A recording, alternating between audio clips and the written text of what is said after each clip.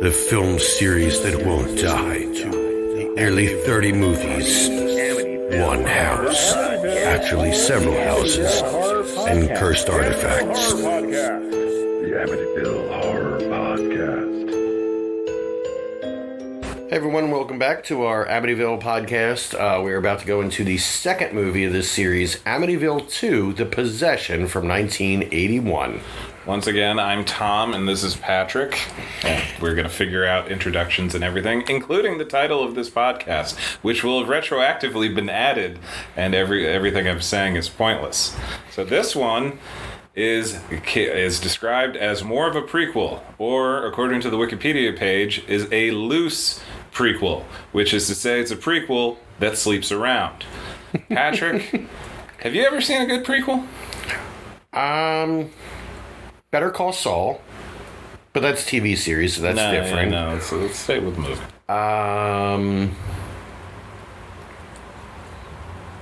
There's... Right? Yeah. Like, anytime there was, like, you know...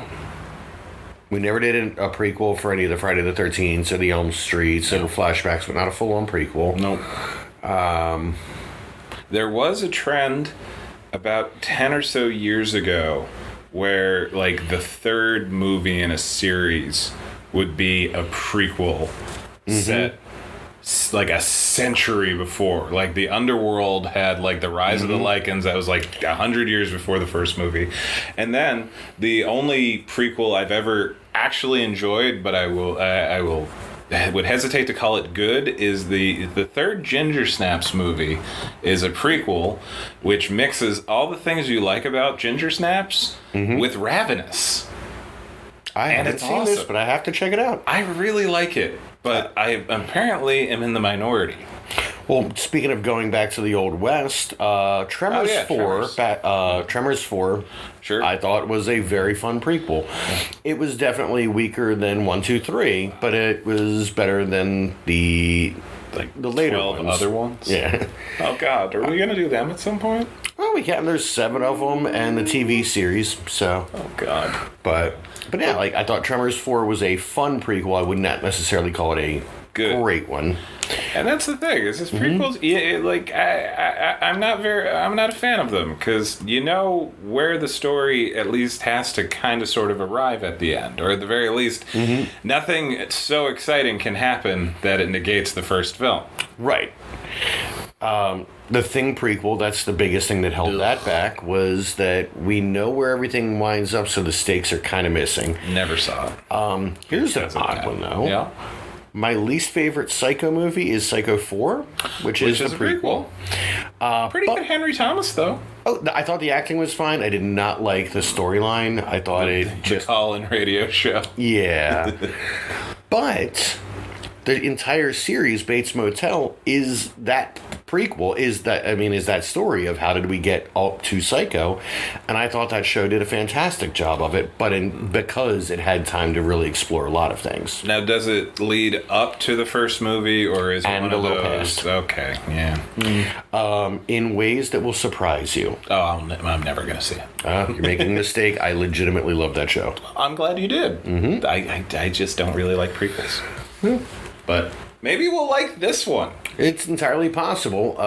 It is written, at least in part, by Tommy Lee Wallace. We like Tommy Lee Wallace. This is one of the things we've talked about doing, is finding out at least one thing about each of these movies, since I don't know anything about most of them. Yeah. So, prequels, and Tommy Lee Wallace, who was a protege of John Carpenter. Yeah. He did Season of the Witch, Halloween 3, which is finally getting its love. It's awesome. He did the still vastly under-known Fright Night Part 2. I've never seen Fright Night Part 2. It is a delight. Yeah? Yeah. I love Julie Carmen. And, of course, everybody else that's coming back. Yeah. You've got...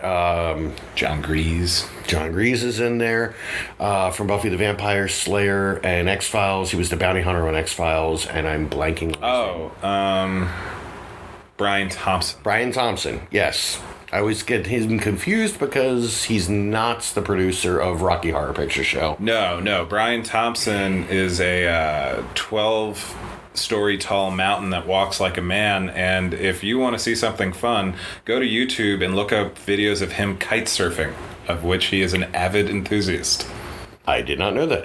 So He gets up there. It's So the remarkable. bounty hunter from X-Files is a kite surfer. The Yeah. cigarette smoking man was a professional water skier. No shit. Oh yeah, he was like a medal-winning water skier, and then in awesome. his older days got into acting. He never smoked. Those were always herbal cigarettes from Yeah. the beginning of the show. But yeah, so a lot of weird That's X-File water fantastic. sports. Awesome. Yes. We should start the movie before we just go on a million zillion tangents. This is true, but so if you get nothing else out of this episode, and we'll have our full review in a moment for you, Yeah. of Amityville 2, longer The for us. Possession, at least know that you can go and watch Fright Night Part 2 and Halloween 3. Yes. And also, Amityville 2, The Possession, we are watching it for free on Tubi. This is less of a plug and more if you want to, know what we're talking about later. We're always going to let you know where you can find each of these movies. Tubi is not a paid service. It's commercial supported. So you will have those interruptions. But uncut. But uncut, yes. So, all right, we'll be back in a second with our thoughts.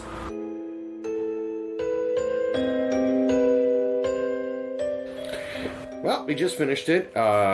Spoiler warnings. Spoiler warnings, So many spoiler warnings. For real, if you have any inclination of watching this movie, stop now and go watch it for free on Tubi. And or if at any point you get excited about what we're talking about, because we're going to be talking about this movie a lot. Yeah, we're going to There's go... a lot of stuff! And we're going to try and go our best in order so that if you are getting spoilers, at a certain point you stop and go to watch the movie to see what we're talking about. You'll know the spoilers only up until that point. Just because what Yeah. the... I say what the hell did we just watch, not in the... in a good way. Yeah, in a very this good is in way. a very good way. Like, for real, you guys should really just stop and watch this movie. It's amazing. Yeah. This is so much better. Amityville 2, The Possession, is so much better than Amityville, the first Amityville movie. Yeah. And to answer my own question from earlier, this is the best prequel I've ever seen. This thing was amazing. It is a prequel, which It is is. not entirely clear for a long stretch of the movie. No, but we do eventually get to the very first scene of the original Amityville house where we see all the people being dragged out in body bags and, And the sign go up, and there's the... Well, we also, they had the kid, the killer kid on the, you see him get put in the police car in the first one as well. It really is a lot of that shot again. Yeah, they eventually bring us around to the things that are mentioned in the first one, but with a bit of continuity looseness. Sure. It's not shot for shot, that scene, but it's basically all there. Yeah. So this one was produced by Dino De Laurentiis. Dino. Which the first one was not, I believe. I don't think so, but I haven't double checked. We would have noticed that name. Yeah. Because we like Dino. We love 80s and 70s Dino De Laurentiis stuff. Mm-hmm. It was the only real returning anybody was the music was once again Lila Schifrin. Yep. And also The House. And The House returns. It's filmed at the same location they did. I looked it up. 2 weeks of filming at the original location and around Toms River, New Jersey. Yeah. And then went and filmed the rest of it on studio sets in Mexico. Yeah. Because it's cheaper. Yeah. The answer is because it's cheaper. Yeah, this one cost about the same as the first one, about $5 million. But looked like a much bigger movie. Easily, it looked like 10 times the budget. Yeah. The first one pulled in $86 million and got a 30% on Rotten Tomatoes. This one, which Rotten Tomatoes not being a thing at the time, this one only pulled in $12.5 million, so turned a profit, but only has an 11%, which means Rotten Tomatoes is not necessarily the best place to find out if something's holy shit. Yeah, the things that make this movie good are going to conversely make people review it poorly. But this movie is incredible. They just keep doing things. This movie sets up so many ideas and horrible things for our characters to do, and then ditches them in favor of an even crazier thing. Yeah. It's like, oh, they're not going there. Nope, somewhere worse. Somewhere so much worse. So much worse. So we open up with this family moving in. Yeah. The father of the family is Burt Young. Paulie from the Rocky films. And if you think he was a great paternal figure in the Rocky films, you have no idea. He was Dad of the Year compared to this. Dear God, and we acknowledge he's the brother, he's not the dad, but still. He is beating his family. He beats the children with a belt. Yeah. The day they move into the house. This isn't the house possessing. Like the first one, the father goes slowly crazy and starts turning mean. He, as they're moving in, fights break out between him and the teenage son, who looks kind of 35-ish. A little bit. And then beats his children with a belt. Yep. The whole family is almost immediately starting to go crazy. They're beating, he is, the worst offender and, the one that you expect to be the horrific family or domestic violence person. But then in, 1 5-minute sequence, which is at, the 18-minute mark of the film, everybody is beating everybody else. The mother is clawing the father's face. Yeah. The one son pulls a gun on the father. A full hunting rifle, shoves it in Paulie's face. So this is already a troubled family. 20 minutes into the movie. It's 1 hour and 44 minutes long. And they did not shoot their wad at this point. No. They literally, as they're coming in the house, one of the first things the mother does is go to the kitchen sink, turn it on, and blood starts gushing out of it. Yeah. But then it turns clear, so I guess she assumed it was rust. Sure. Doesn't even mention it to anybody. Why would you mention it to anybody? Then later is with somebody helping with inspect the house, which was not done ahead of time. Nope. Where they find a secret panel in the back of the basement that leads to a tunnel that is never explained. Nope. It's just it's a stone tunnel. It's not just dirt or a cave.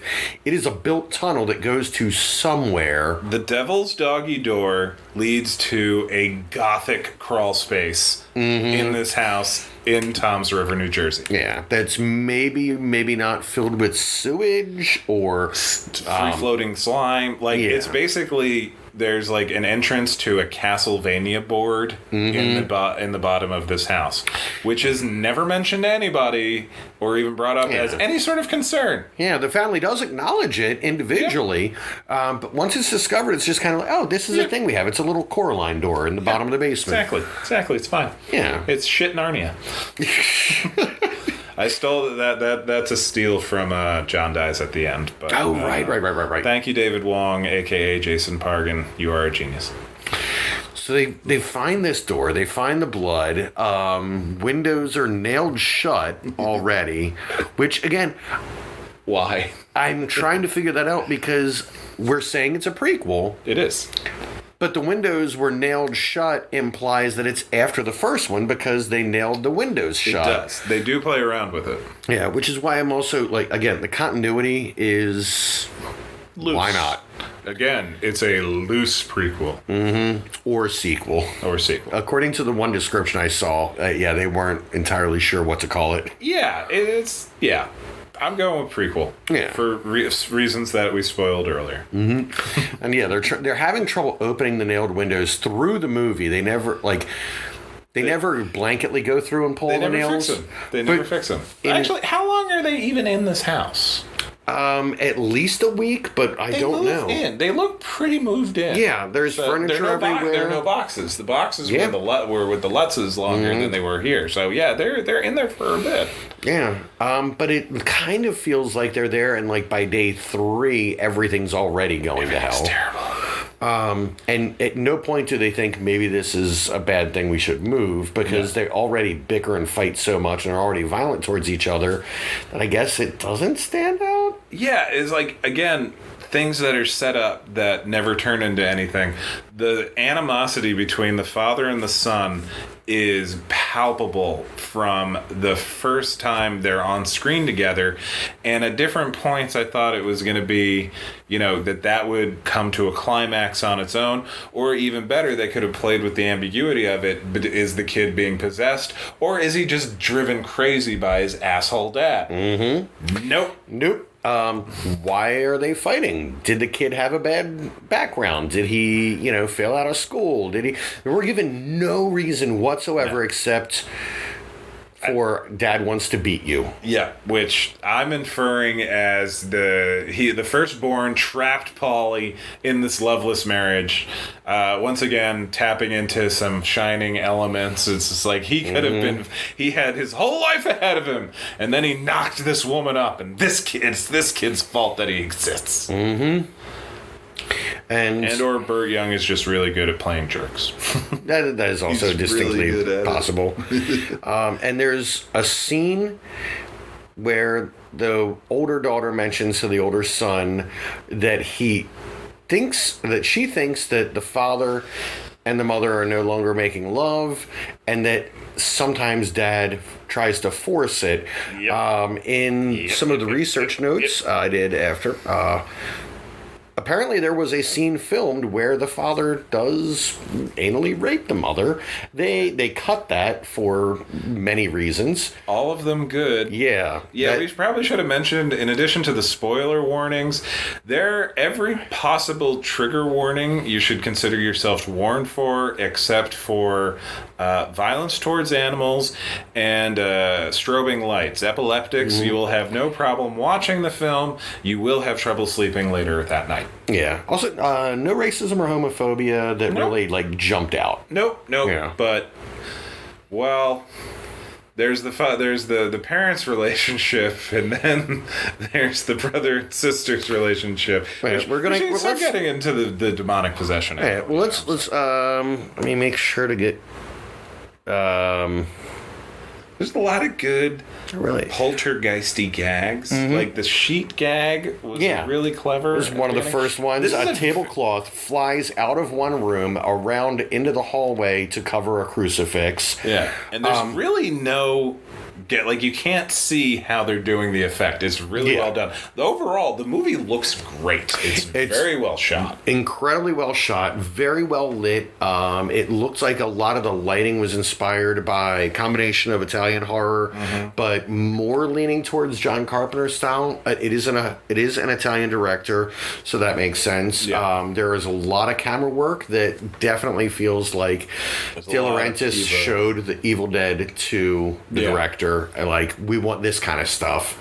They overdo the POV stuff just a little bit because they never commit to who are we seeing through the eyes of, and then it gets a little distracting at some points, but it's always interesting to watch. It's always very, very visual. Some great practical effects, some really good makeup effects. Some that are the right amount of good hokey. But so there's with a lot of the practical effects as they're moving in again, we're still in the first 20 minutes or so. You're seeing there's so much in this movie. A mirror falls off the wall at dinner. That's another thing. Maybe we get out.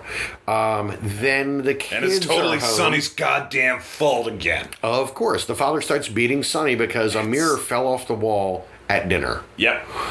Ozzy punk kid. Yeah, the two little kids are home, and the entire house goes batshit berserk. Or no, it's when the family goes to church and Sonny is left home, and the house just... But before that, no. There was... The house goes both completely berserk. Yeah, there's two different house goes completely bananas scenes. The first one is the one that culminates in the entire family beating each other, which, again, it's mother, father, teenage son, teenage daughter, and then two other kids that are at least 10 years younger than the other kids, a la the Vivitch.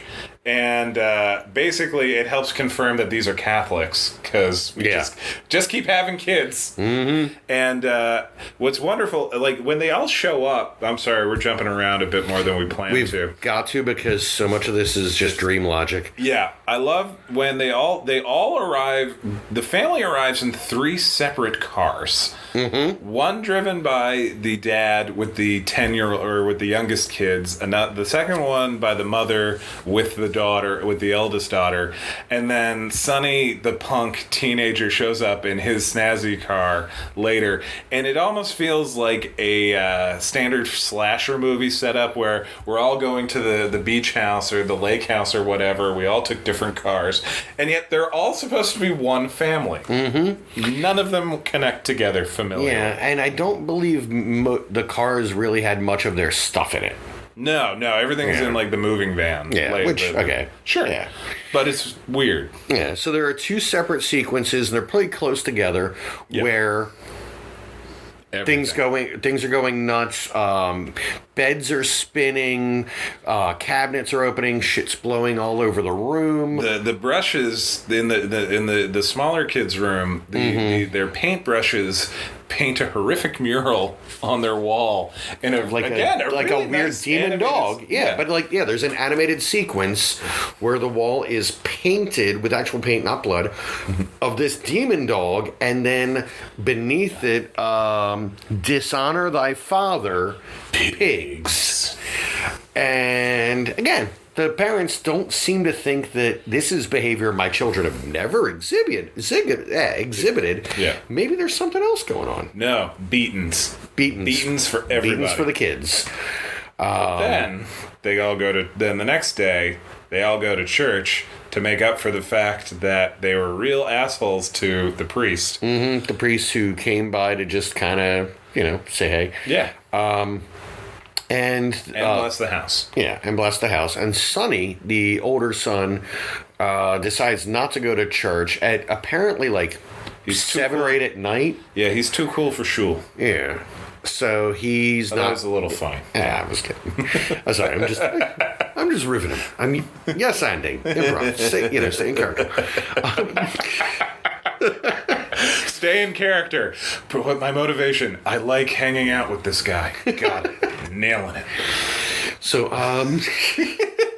so he stays home and he sees all sorts of shit going crazy as well, but he doesn't remember any of it when they come home. Yeah. And the demon has cleaned up the entire house so that they don't know anything has gone wrong. It's at this point that Sonny, the kid, the eldest boy, is possessed. At minimum, he is acting weirder, and at maximum, he starts mutating at different points. Yeah, he starts, his skin will, kind of puff and bubble. Yeah. Eyes change color. He starts seeing and hearing things. Yeah. He sees in the devil doggy door, out of the concrete is a hand trying to just grasp absently. Occasionally through the movie. And the devil doggy door is next to a gun rack with no less than 10 rifles in this house. Yeah. It's Chekhov's gun sale. It's absurd. It's the only thing they really set up in the basement is the gun rack and a pile of bullets next to it. Yeah. And he, through the movie, but starting around that sequence, he starts hearing a demonic voice through the headphones he's wearing. He's got a Walkman. In a movie that is before 1979, because that was when the first one came out. Yeah, even though the Walkman I thought came out in 80. Yeah. It's that's where again it's very loose when exactly this movie is taking place. Yeah. So the voices he hears, sometimes he'll even take off the headphones and still hear the voices. So that implies it's in his head to at least the audience, even if he's not picking up on it. Yeah. But yeah, there's the family comes home from church and he's looking at them, smiling, and the voice tells him they would all be much better off dead. I mean, there are arguments. They don't get along great, and honestly, father's probably going to do it eventually anyway. I mean, at some point. Yeah. Well, in terms of unexpected tonal continuity, I like how Burt Young, a la James Brolin in the first film, appear to be doing their own separate movie in their head that has nothing to do with the movie that they're in. Yeah. Like his performance, like he just kind of like wanders into the movie, yells at people and hits them, and then kind of wanders out of the movie just as quickly. But he is at least in the same room to be able to hit them. That is true. Ron Steiger, yeah. And the priest in this movie does definitely interact with the family on several occasions. The priest, who I think Father Adamski. Yeah, he looks like a weird cross between Vigo the Carpathian and Tab Hunter. He's kind of like he is the Bill Bixby to the Vigo Carpathians. Yeah, Lou Ferrigno. Yeah. And he's already, he's come to the house, he's left, they were rude to him, they've got to figure out what to do about that. The next interaction somebody from the family has to be prefaced with a trigger warning for the inciting scene to get that scene together. The yick factor in this movie is remarkable. This is going to be one of those fence posts. Stop or skip ahead a few minutes if you prefer. It is important to the plot. So the brother is acting normal and is talking to his teenage sister, who is played by Diane Franklin, who was probably best known as either the girlfriend in Better Off Dead or in Bill and Ted's Excellent Adventure. She's one of the princesses. Excellent. So he's talking to her, and he comments that she's looking good and she's actually quite beautiful, and he thinks she might be the most beautiful woman in the world. And she's accepting of the compliment, but a little bit weirded out because he's never probably talked to her like that. It's a bit much. That is more shocking to her than when he asks her to pose and act like a model, and it's creep factor. Nightgown. Yeah, you're already creeped out enough. He says, "Take off your nightgown," and she does. Yeah. And the way it's framed indicates that she is topless. Now we find out that's not entirely true. No. We eventually, as he's walking around admiring her and she's smiling and he's complimenting her, she's a little bit off put, but for the most part taking the compliments. They do a reverse and show her from the back. She's not topless. Yep. She's completely naked. Teenage kids. Brother and sister, and she's posing for him. He leans in and reveals that he is holding a pair of panties of hers Her that used he panties. stole from her. The laundry room. He took them from the laundry room. Yeah. And then he leans in for a kiss. They do kiss. And then mercifully the camera cuts, the shot cuts away. That scene was filmed, and it was cut from the film. Cuts away to the next scene where she is confessing. She's in confession because that weird thing just happened where her brother kissed her, and she admits to the priest that she met someone new. The way. Yeah, and she went all the way. With a friend. Yeah. Priest never knows just how bad it is. But what you do. The audience do. You think you do. Because as she's talking about it, and she's upset because she doesn't believe that her friend, air quote, loves her, she thinks that he does it With her. to offend God. Now, she didn't say he did it.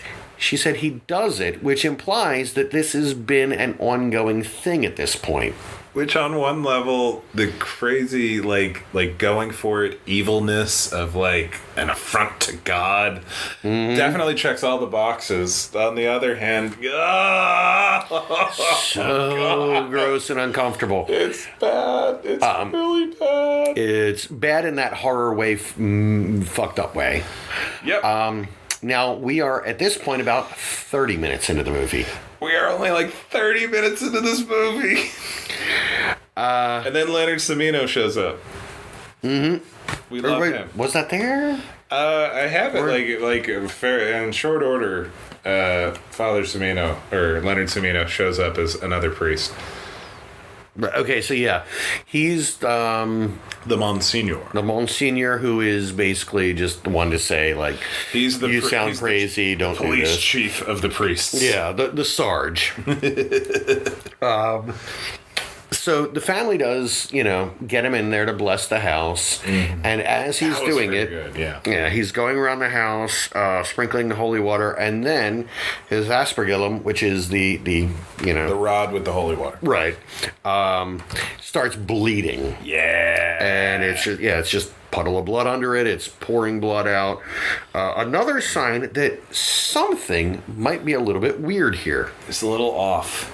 Usually it turns into Kool-Aid, but this was definitely blood. This was all out blood. Yeah. So they move on from that because all of this shit happens and nobody seems to go back and address it. They're just kind of, keep calm and carry on. It's like they keep getting nobody ever puts two and two together. Yeah. Like it's just perpetually here's another crazy thing that happened and here's another crazy thing that happened. And they're happening to the same person. There's like 12 things that happen to the mother. And she is off put but like doesn't want to leave. Yeah. She knows she gets bad feelings around the house. She knows a lot of things are wrong, including after the priest is gone, we have a birthday party. Yeah. It's great. The birthday party, Sonny, the older son. The demonically possessed son. He comes in, he makes a wish, tries to blow out the candle. It won't blow out at all. Nobody thinks anything of it, but nobody confesses to putting a trick candle on. It's just there burning the cake. And The kids do say it's magic. Which, Right. Iffy. but if the kids think it's magic and the parents know they didn't do it, somebody might want to address, Did you? Well, there's no need to address it because if the mother didn't do it, there's no way the dad did. Yeah, because the dad has no sense of humor. But it's sort of nice because you get like this brief moment where like Sonny is very affectionate in a not horrifically creepy way with everybody and is seemingly trying to make amends with everybody. Okay. And even with the father. yeah, he actually he hugs and kisses his mom. It's a little bit of a weird eye linger, but then he goes over and he hugs the father, and everybody applauds. And then the mother notices him hugging the sister a little too intently. Yeah, and drifting his hand up and down the small of her back. Like you do? Yeah, No. but she No, You don't. a little bit later. Just to get to it now, she does even confront the daughter about it. What are you doing? Because it's her fault. Victim blame. She's the younger sibling, and and a woman. And she is being held accountable for the older brother doing that. But that's after the birthday party. The birthday party generally kind of I gotta assume that's their extended 20 people that have never shown up in the film and don't show up again. And never show up again show up.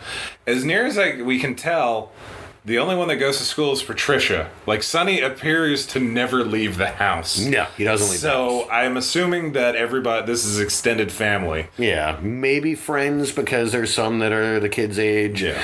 But when Sonny goes up to the attic to avoid all of them, and Patricia, the sister that he is having the affair with, comes up to see him, and he yells at her to go away because he's in the middle of mutating a la Altered States into his demonic Jekyll and Hyde form. And Because this movie's amazing and gross and terrible, but amazing. And as a point of order, like I said, we're trying to keep this in order. That was not out of order.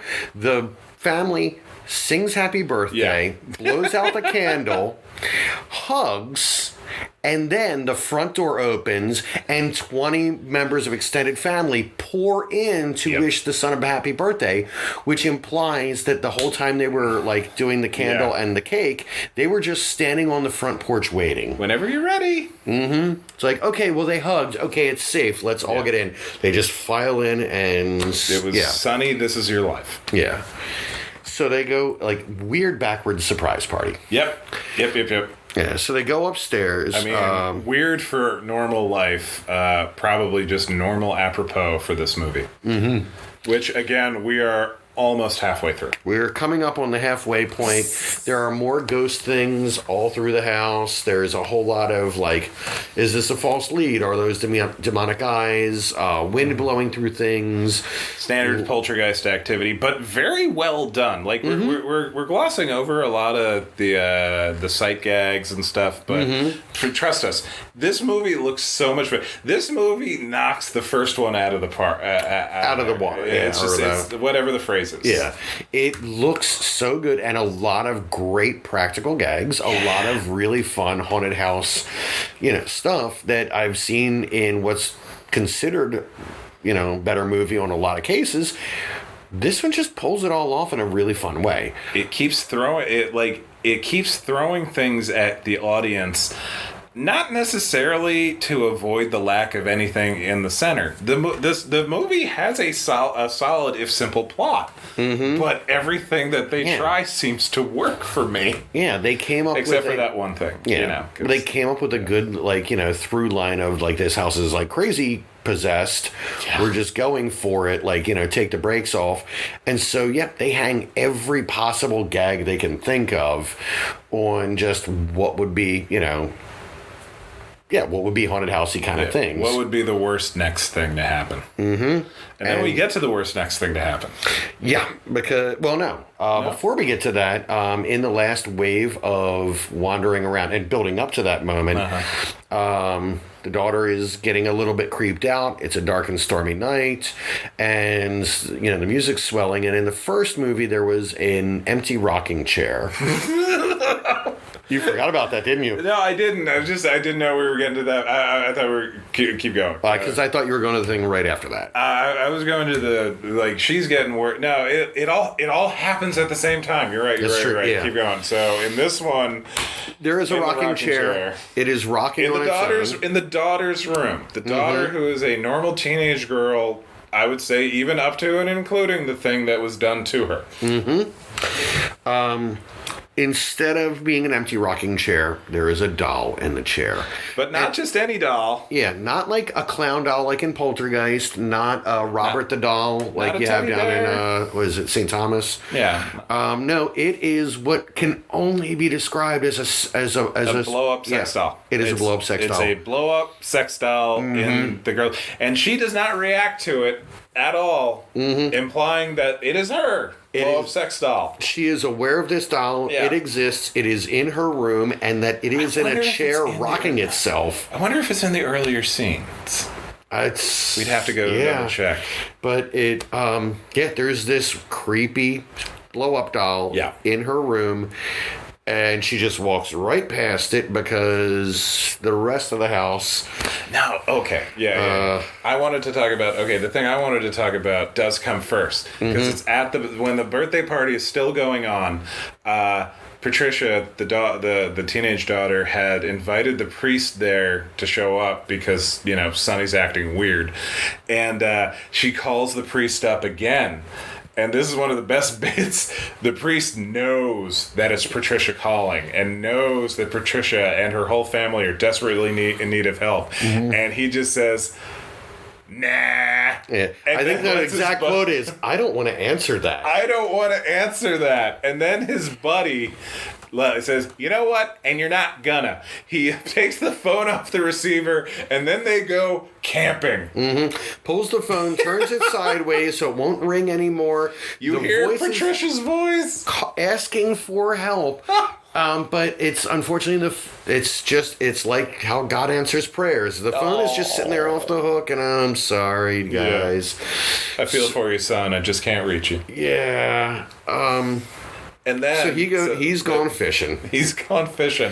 And then it's the dark and stormy night, and the blow-up doll in the rocking chair, and then Sonny decides it's time. Because this is the point. We are now at a just bit a little over halfway through the movie. This is the point, again, if you're already hearing this much and you're curious about this one, pause and watch the movie, because this is when the movie gets crazy. Yeah. Everything so far. Yeah. We thought was going to be like, well, how long can they keep this momentum up? Yeah. Don't get me wrong. I did throw my notepad across the room when there was a blow-up doll in the daughter's room. That was our first hint. That's just like, I can't with this movie anymore. Yeah. In an entirely enjoyable way. I really liked this movie. I can't believe I liked this movie as much as I did. So with all of that warning in place, we're taking the gag off. So Sonny decides it's time. Yeah. And or the demon inside of Sonny, and he's going to stalk the family. With a hunting rifle. From the basement, because, they keep the them dad has like 10 rifles. And it's weird seeing Burt Young with a rifle. Yeah. And you know that this is where you're finally going to get him come up, and he's going to realize he needs to do something about his son, and he needs to get him help, and he needs to figure out what he can do to save this family that he's beaten on, he's neglected. So he turns to Sonny, and Sonny shoots him in the chest, and he dies. This is after Patricia hears the mother and the father arguing about the state of their family, isn't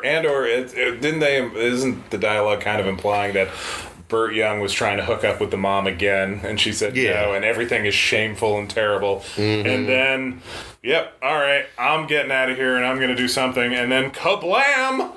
Shoots the father in the chest. At which point, all chaos ensues. The younger kids wake up. The mother comes in, sees what happened, and as she's screaming, he shoots the mom. her. And she drops dead in front of the two youngest kids, who scream and run back. And now you've got a very Laurie Strode protect the children kind of thing. Trish is trying to get the kids to safety, telling them to run, telling them to hide. They're playing a little bit of cat and mouse through the house, and you find the phone is smashed. Yeah. But all the while, Sonny is just very quietly and steadily murdering everybody. These are 8-year-olds. Yeah, he goes in. You see the youngest daughter. You hear her get shot off screen, and then you cuts back. You see the legs on the ground, and there's a leg twitch. Yeah, he walks up. He kicks the leg of his little sister that he's just shot to death. No. It's like the nerve. But I think he kicked it in its I don't think he kicked it. Either way, you see her legs as she has her death rattle.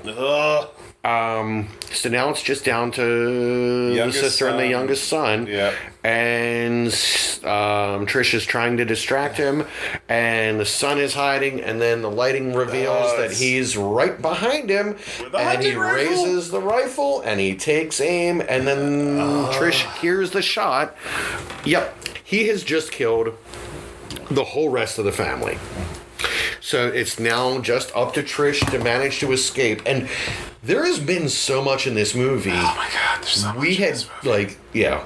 We had checked where we were in it, and surprised to find out there's another 45 minutes. Yeah. So she's got to be able to get away.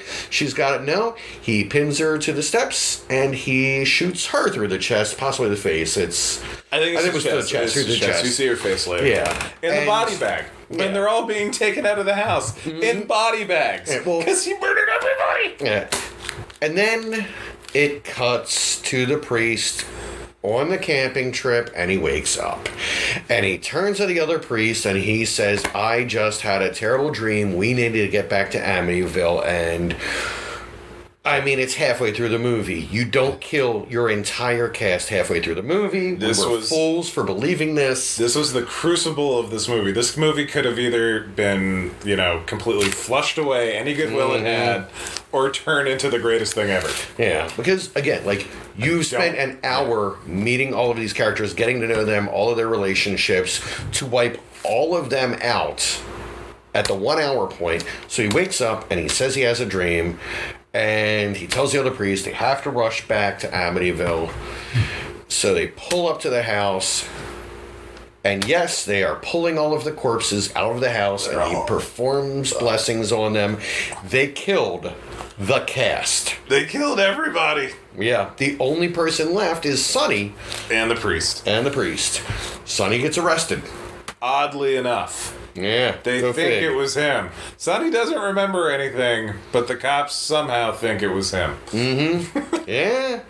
So And the worst priest ever is just like, oh. yeah, they manage, I guess, small town courtesy or whatever. They do let Sonny get a police escort. He's handcuffed in the back of a cop car and taken to view his family's giant mega funeral. It's 5 coffins, including 2 really little coffins on the end. And he is watching horrible. from the police car his family's funeral, and then they drive him away. He's in jail. It's fucking spree killer. At this point, the priest believes he's possessed. He's got to be possessed. The motivation of the priest kind of, I don't know if fluctuates the right word, but like he really does not. It's only now that he's really addressing everything with the gravity that it deserves. Like, don't get me wrong, he did go to the Monsignor with the, hey, there's evil in the house, everything turned into blood, but man, he just. Let's take a wait and see on the rest of it. Yeah. Tell Patricia, he knew Patricia was calling. I will not forgive him for that. No, he knew that it was her. He knew something was up. He knew. Yeah. But we have reservations. We're gonna go campings. Terrible. So Sonny's in jail, and the priest decides that it would probably be a good idea to get him out of there to be able to deal with this demonic thing, because he can't perform an exorcism in the jail because the church won't let it, because in court they tried to use the possessed by demon defense and the judge said no.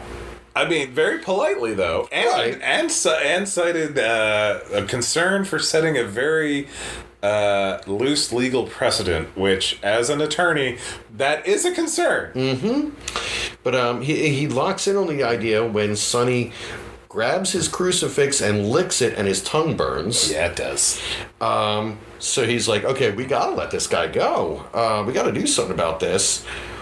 Convinces Sergeant Moses Gunn to let him go. Is this before or after the he gets one more? No, this is Yeah. He gets one more reprimand from the church. Yeah. Oh, this is okay. In a movie of weird things, the blocking of this scene is bizarre. So you got to imagine the back seat of a car. Presumably a sedan. Leonard Cimino, the Monsignor, a.k.a. scary German guy from Monster Squad, and the head priest from Hudson Hawk, among a zillion other things. Oh, yeah. He is sitting in the center seat of the back seat.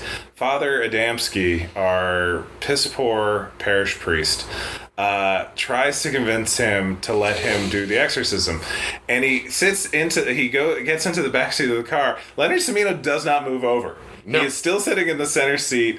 Father Adamski sits on Leonard Cimino's right. Leonard Cimino doesn't move over. Leonard Cimino reads him the riot act, and Father Adamski says, "You're a fool. This needs to be done. I'm gonna do things my own way." Inaction is cowardice and such. Inaction is cowardice. He gets out of the car. Slams the door shut. Leonard Cimino moves over to the right seat, and then a heretofore unseen priest who is like 3 times Leonard Cimino's size moves into frame, presumably having been on the left side the entire time. His movement doesn't imply climbing into the car. It means he was stuffed over there. He starts making fun of Father Adamski, and Leonard Cimino is like, yes, and then immediately, without looking, says, hold on, he's coming back. Father Adamski comes back into frame, leans his head in the window of the door that's still closed. And tries to make another point really about how it's just such a weirdly awkward but completely natural scene. It is. It's so good. But we went on it 3 times? Yeah, we had to get the sequence of the movement down, because it's just like we were lost and cackling after. It's like, where was this priest, this other guy, and who is this other guy? You're doing everything wrong. You can't do this because of the church. I can't listen to you. Storm off. What a putz. Who are you? Yeah. And again, without looking, he never looks in the direction of him coming back. He just, like, he says a line and then says, oh, wait, he's coming back.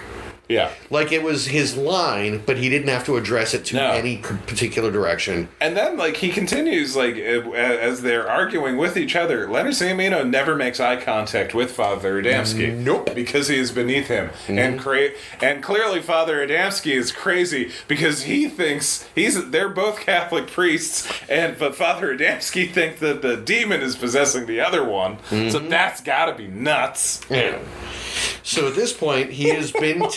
Father Adamski has officially been taken off the case. He had to turn in his badge, his gun, and his crucifix. Just give me 48 hours to crack this case, Sarge. I'm telling you, I can nail this demon to the wall. Give me 48 hours. So good. So, and then he blows it. So bad. So, step one of the plot, I remember of the plot to, solve this, he needs to break Sonny out of prison. Yeah. So he convinces the one cop, who basically hands over his gun and says, hit me in the back of the head before I change my mind. Make it look like you overpowered me, Father. Ignoring the fact that there are plenty of other people in this hospital. Oh, he's in the hospital because he may be dying from the possession. Yeah. Or the demon may be faking. Yeah. The demon is a liar. Nobody anywhere between that bed and the church that he takes him to says boo. Hospitals are notoriously easy to leave, especially if you're a patient, and doubly so if you're under police guard. Mm-hmm. What with having murdered 5 people. Mm-hmm. I mean, this is how Leland Palmer got Jacques Renault, so... That is true. Yeah. Spoiler warning for people that are watching Twin Peaks. Steven, I know you are. Was it Jacques Renault? No, it was Jean. Jean Renault, right. Is it Jean? No, Jean was... No, it was Jacques. Jean. No, it was Jacques. It was Jacques. Sorry. So, he's out of jail. They get to the church. He has one job, which has 2 components. He needs to exorcise the demon. To do this, he needs to get the kid into the church. Guess where he fumbles the ball? 5-yard line. 5-yard line. He almost gets the kid into the church. The kid says, no! Slams the priest into the church doors, goes down the steps, and then as the priest is going to grab him, a literal wall of flame erupts. Mm-hmm. Because this movie is amazing. Yeah. We don't really see the flame. I think in a wider shot we get a sense of the flame once he's gone. Yeah. But when it erupts, you're just seeing an over the shoulder and looking down the steps at the guy, and then just fire! Ball of flame up. Just what the fuck? Yeah. And then he outs it. He goes to the only other location they have. Mm-hmm. He goes back to the house. The priest follows him back to the house because, he's stupid. And if you think that they haven't saved up some good stuff for the finale of this movie, you have not been watching the movie. Mm-hmm. They get to the house. There's a... God, I'm trying to... He goes into... The only door that's open are the basement doors, mm-hmm. which I wouldn't have gone into if you paid me. Goes in there, sees the devil doggy door, and apropos of nothing, and with as little explanation as everything else in the film, there are just ghost people walking through.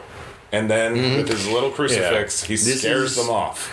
It looks like it's out of the Sentinel, these kinds of weirdo ghosts. That's the thing. The ghosts look like a mix of the Sentinel or the fog. Yeah. I saw some fog there. The walls start bleeding there's a lot of blood running in a very shining kind of way. Yep. There's again been general John Carpenter, a lot of shooting the house like Halloween. Mm-hmm. But And then he goes upstairs to the first floor of the house, in which there is a thunderstorm happening. Rain is pouring down. Now, there are some boards on the windows. Yep. So you think maybe this place has been abandoned for a while. But if you think All the back... furniture is gone. Yeah. All the furniture has been pulled from the house. It has definitely been some time. So you think it's this abandoned. Maybe the roof has collapsed. It is thunderstorming. If you don't remember that it was not raining outside the church. It was not raining when they ran up to the house. And then they cut to a shot outside, and it is still not raining. No. This is literally an entire thunderstorm inside the whole house, upstairs and down. It's every room. It is thundering and raining. This movie is amazing. So all this hell is breaking loose. Makes his way up to Sonny's room. Mm-hmm.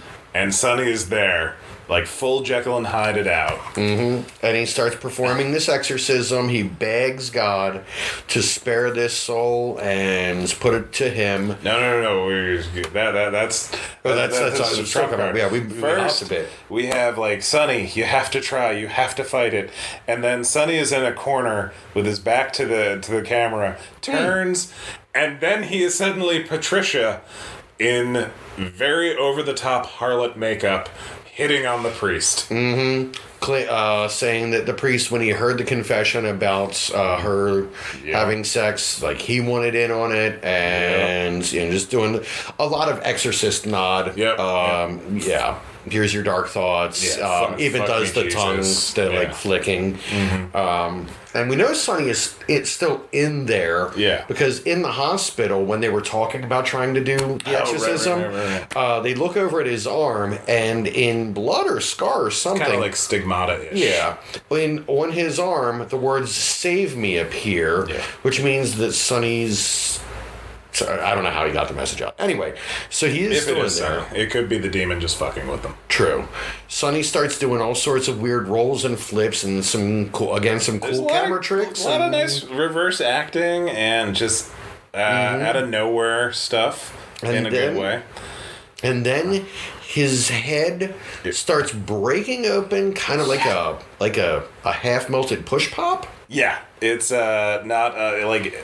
Cracks appear, the cracks split, everything splits along the seams, and as if his normal, or not as normal, his Jekyll and Hyde head is molting away to reveal like a full demon head underneath like an extra, or this maybe like the little things from Subspecies. Yeah, the titular subspecies. Yeah.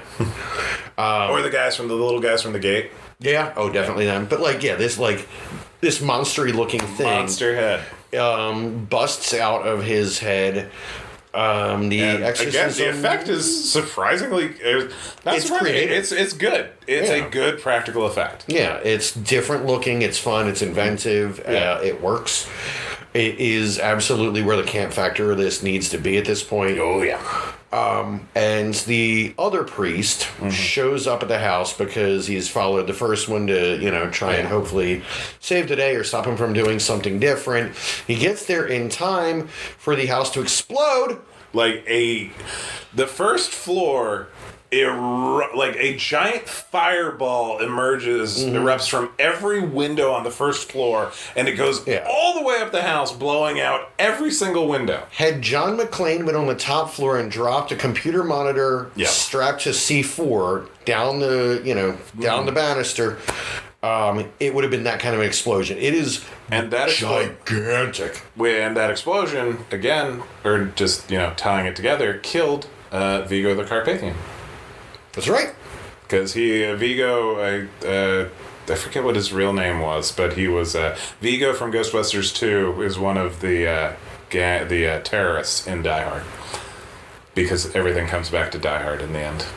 Yep. It's like von Homburg something or other. I can't remember. I remember him more from Die Hard and Mouth of Madness, or Ghostbusters 2, Mouth of Madness. Yeah.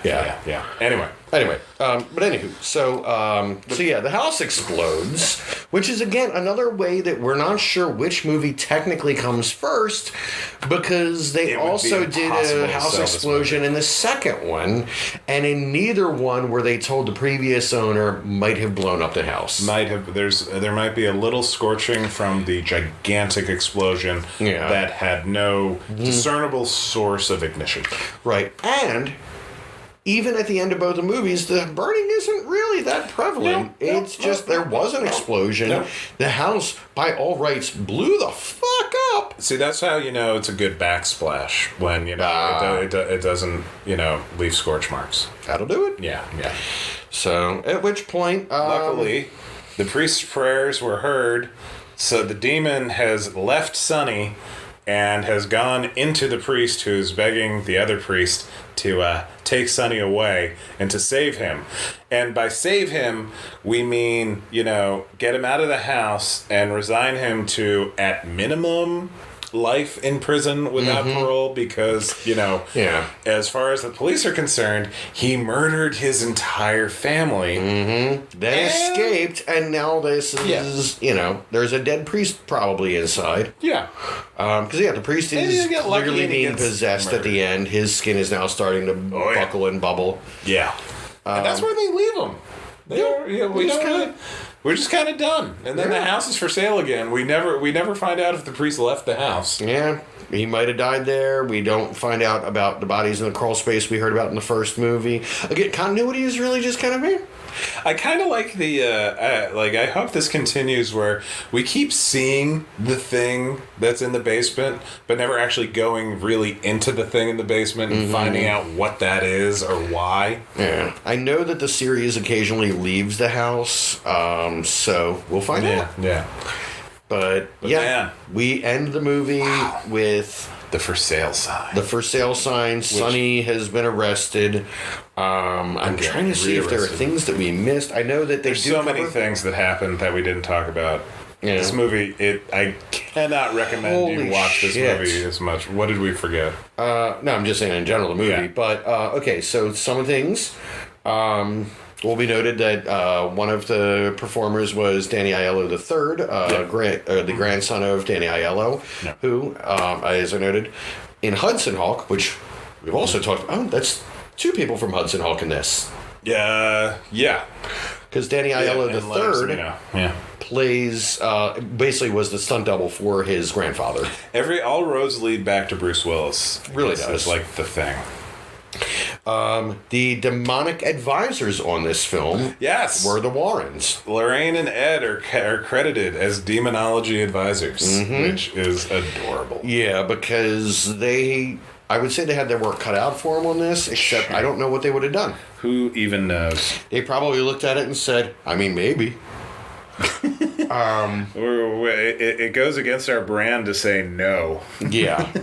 So they were involved in this. The Lutz family was not involved. They had wanted to make the movie based off of the second book that they had helped put out about the aftermath of the movie and all that. And the producers said, we'll go this way. We would like to make money on this film. Yeah.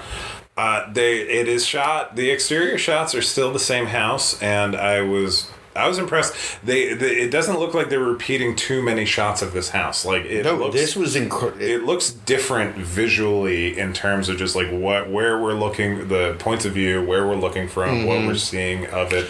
But it is the house. The house looks the same, and you see the dock and everything from the first one.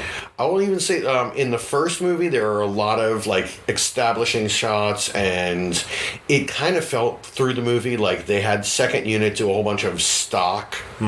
Like, here's the outside at night, here's the outside in the day. In this one, it feels like every shot was a part of that scene in that moment. Yeah. It never felt like we're just cutting away to outside of the house in general. We're looking at this part of the house now because of this thing, and a thing's going to happen. Like, it never felt just kind of padding. Yeah. Definitely. It's, again, for the budget and for the style, it is a very well shot. Get great practical effects. Like, this is not a lazy movie. No. I kind of feel like the first one was in places. Yes. This is absolutely the opposite. They went for it on just about every level. And every moment of the film, they're going for it. It just, I mean, don't get me wrong.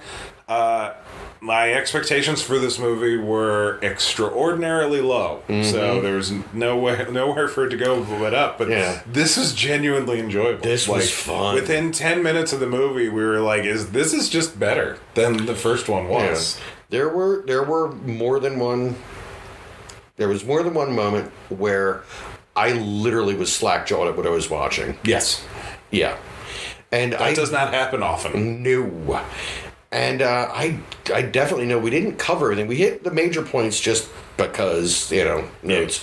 But there were plenty of spots where I know I stopped taking notes. You stopped taking notes. After a while, it's just I'm just watching this movie now. Yeah. I'm in it. And I'm astonished by not only it's not just all the stuff they're trying to do, but how much of it just works. Like, they create an environment where this stuff makes not sense, but it's like things are coming out of left field, but it works within the movie. Yeah. This is, while there are genuinely creepy bits, and there are genuinely creepy bits, really both like for content creepy, but also for like, this is kind of a scary moment. This is, I don't know where this is going. Yeah. Like drama and suspense. They made a funhouse ride. Yeah. It does not stop. Like, there is no moment where you're just kind of waiting for the next thing to happen, or you got to buy time until you get to Which was a problem with the first one. There was a lot of where it's going, and eventually you're going to get to that. In the first 5-10 minutes, we were worried about escalating chaos because, Father's already crazy, and that was already an issue in the first one.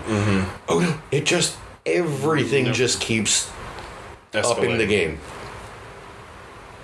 It's amazing. Yeah, I did not think when we started talking about doing this project, I would feel this way about any of the series. No. Now I'm that much more excited to see. Well, maybe some of these others might be a gem. Exactly. This one has an 11% on Rotten Tomatoes.